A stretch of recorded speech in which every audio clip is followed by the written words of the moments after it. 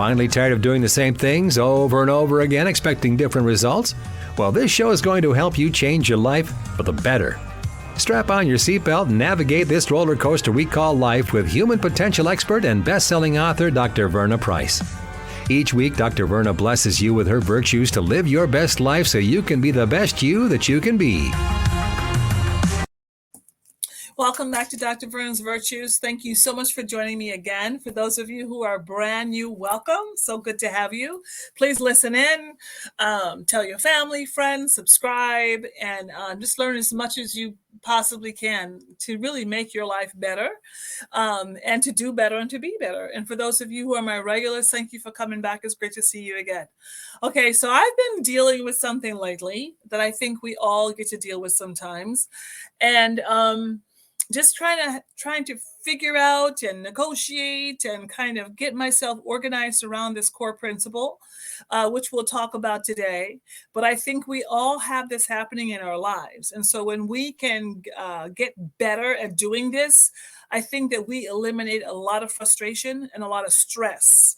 So today I want to help you take some stress out of your life and some frustration out of your life so that you can be happier and feel more free and feel like you have less stuff that you're carrying around with you. Okay, so before we start, go ahead and let's do our affirmation, and let's start with the power step today, all right?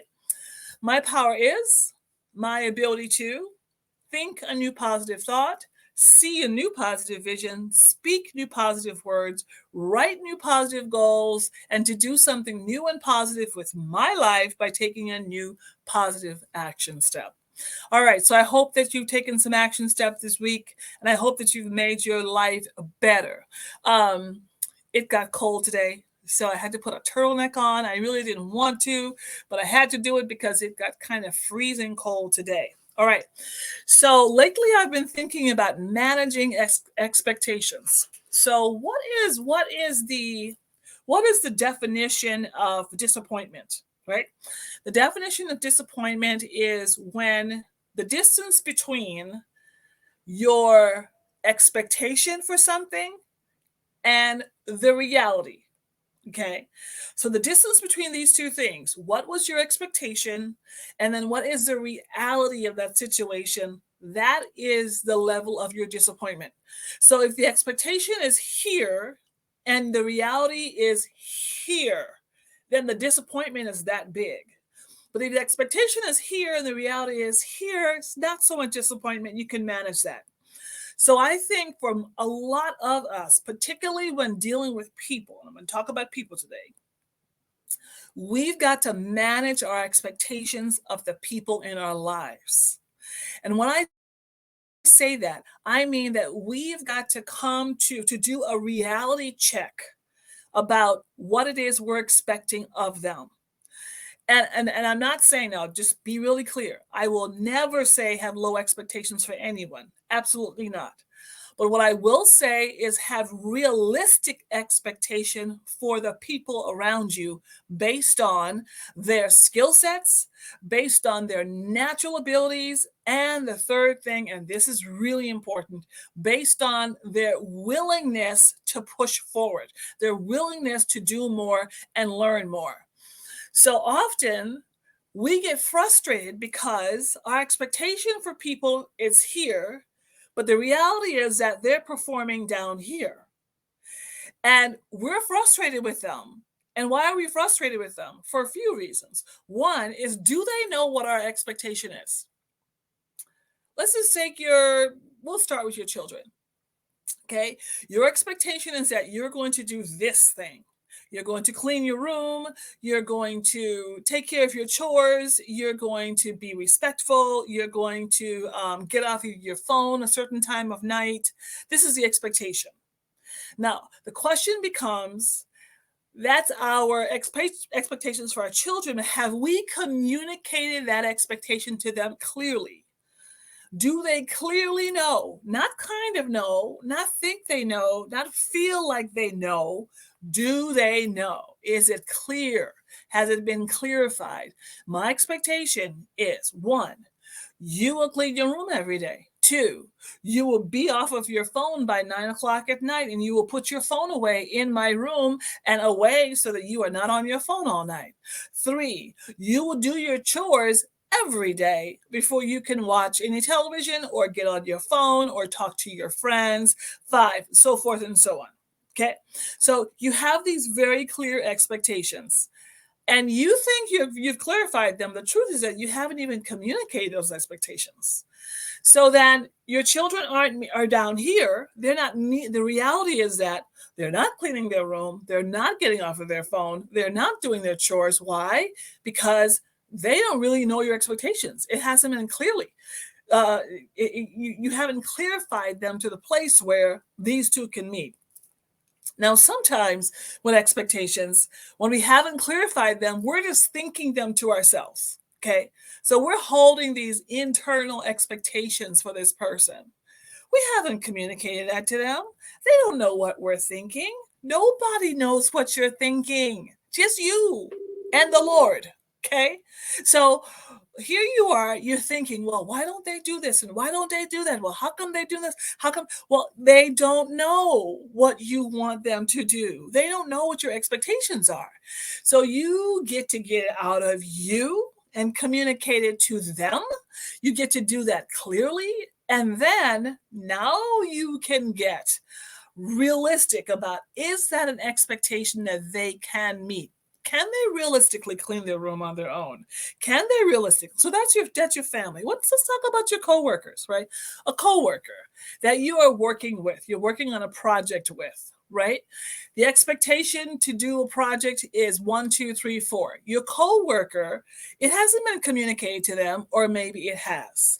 Or maybe how you communicated to them was not how they could hear it. You know, sometimes we can talk to someone, but the truth is that they can't hear us because they need us to talk to them in a certain way. Some people, you can talk to them just to the point, get right to it, make it happen. And then some people, you got to tell them a story first. You have to kind of loop around that conversation before you go straight to it. Because if you go straight to the expectation, you shut them down, they can no longer hear you, their feelings are hurt, so forth and so on, and the expectation is still not clearly communicated.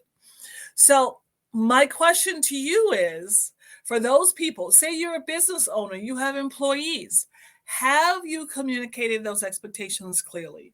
Not only, and in business, not only clearly with your mouth, but you've talked through it, but have you written down those expectations? Has it been clarified? You know, I learned very, very, very early in teaching when I was teaching, and I started teaching my career. I started as a preschool teacher. So I went from a preschool teacher, teaching elementary school, teaching on college level, now teaching in life. So I learned very, very early that I needed my young children that I was teaching to tell me back what you hear me saying. Okay. Now that's an old technique, but let me tell you, it works. For you to tell me, what do you hear me saying to you? Because I need to be clear as my employee that you're clear about what the expectation is. So when it comes to time for assessment, when it comes to time for performance evaluation, when it comes to time for raises, that there's no question. Like, here's the expectation, here's what was articulated, here's what was clarified, and here's the reality of where you're at. So here's my question to you. Sometimes we have to manage those expectations. In other words, am I expecting something of you that you clearly cannot do, have never done it, don't know how to do, and don't have the will to learn it? So here I am, I'm getting frustrated, I'm getting stressed out because what? You're not meeting my expectations. Well, the truth might be that you will never meet the expectations because you don't know how to. You don't want to know how to. You don't have a will to know how to. So then the expectations will never be met. So for me, what am I going to have to do? I'm going to have to take a realistic look at that situation, at that person. I have to ask myself some really hard questions. The first hard question I have to ask myself is this expectation something that this person can do? First of all, do they have the capabilities? Am I expecting you to do something that you just don't know how to do? Second, is this an expectation? Something that this person wants to do, right? So not only do they have the capacity, but they actually have some level of commitment to wanting to do it. And then third, if they want to do it, do they have a will to want to try it, right? To want to get better, to want to be better. That's the expectation. Now, if that person, if you can answer yes to all those questions, yes, they have the capacity, yes, they want to learn, yes, they want to push through it, then you can keep your expectation at that level without being stressed out. Now, if that person, they don't know how to do it, it'll take you a lot to teach them how to do it. They don't have the will, they don't want to learn how to do it, then guess what you're doing? One, you are really creating frustration for yourself. Two, you are stressing yourself out, and you're probably stressing your teammate and or your family member and or your employee out. And third, you're not getting anywhere. You're not going anywhere with it. You're just wasting your time and energy. So it just might be time to step back. That's right, step back.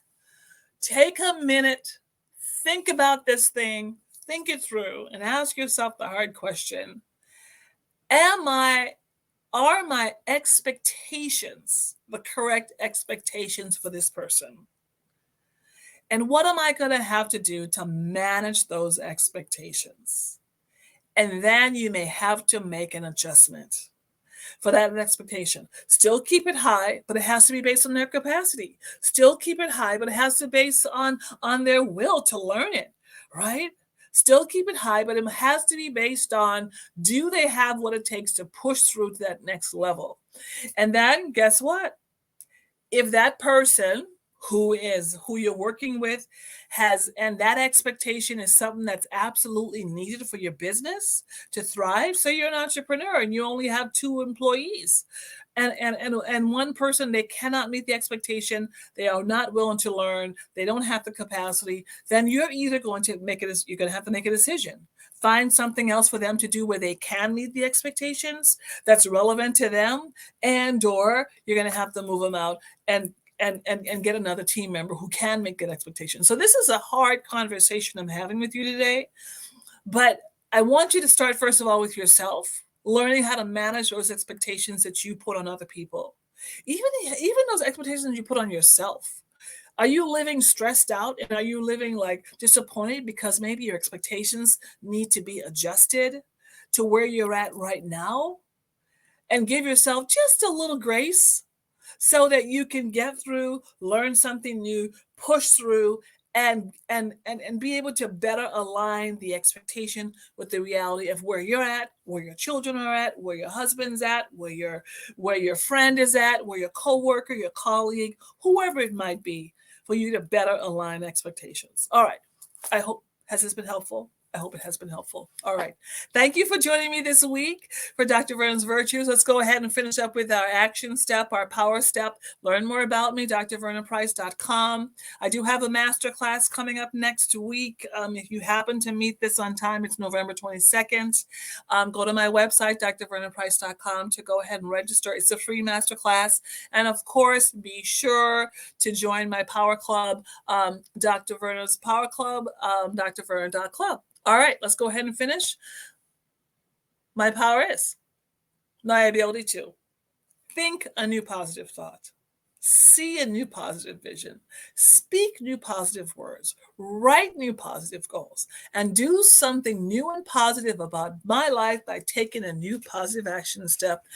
There's lots of action steps we've got to take this week. I certainly have to take some, and I'm sure you will too. We'll see you next week. Bye. Get caught up on previous episodes of Dr. Verna's Virtues at ShalettaMakesMeLaugh.com. You deserve more internet than what you get from just your cell phone. Get free high-speed internet at home, a $29.95 value when you qualify for Internet Essentials Plus and the Affordable Connectivity Program. Enjoy more streaming, gaming, and video chatting on more devices for free. with unlimited data and a wireless gateway included at no extra cost. No fees, no taxes, and no annual contract. Connect to more of what you love for free with Xfinity and the Affordable Connectivity Program. Click, call, or visit a store to learn more.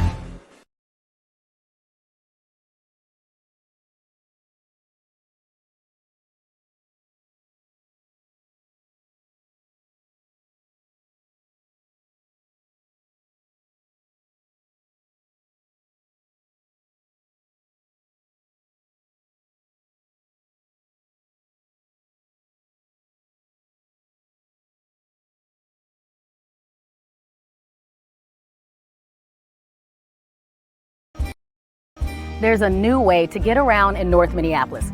It's Metro Transit Micro, a new ride-sharing service that connects you with Metro Transit bus routes or wherever you need to go on the north side. It's convenient, affordable, and accessible. Metro Transit Micro uses minibuses to reach more neighborhoods, and you'll have shorter wait times. It costs just the same as bus routes, and it's easy to use. You can pay your fare in cash, a go-to card, or the Metro Transit app. Just go to metrotransit.org/micro. Download the app and create your account. It's really simple. So whether you're going to a friend's house in Bryn Mawr to watch the Vikings game, or you need to get dropped off at the Metro C Line station to hop on a bus to get to work across town, Metro Transit Micro got you covered. Book a ride, get picked up, and get where you need to go.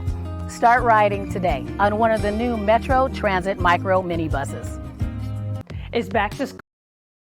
It's back to school time. It's back to school time, and that means it's back to cooking breakfast for your kiddos and making school lunches. That's a lot of cracked eggshells and cut-off sandwich crust. Now listen, before you think about throwing those food scraps away, think about recycling them. Ramsey County has a program that can help you do just that, and it won't cost you a dime. Ramsey County has a free food scraps recycling program that lets you collect stuff like apple cores, coffee grounds, and veggie scraps. Here's how it works. Put all those scraps into a compostable bag. Then once a week, drop it off at a free food scrap site by your house. And listen, I understand that life is busy, so if you can't get there once a week, just toss the bag in the freezer until you can find the time to do it. To locate a food scrap collection site near you and to get more information about the program, visit ramseyrecycles.com/food scraps and tell your friends and family about it. Let's all do our part to help save the planet. All right, did you know I was the Mommy Slam Dunk Champion? Really? Yes, really, don't sound so surprised. Let's see it. Oh, you're ready. All right, here we go. Let's hear the crowd. So go to right, go to left, fake 'em out. Mama, go up, mama! She did it. Again? You can't avoid gravity, but United Healthcare can help you avoid financial surprises by helping you compare costs and doctor quality ratings. United Healthcare.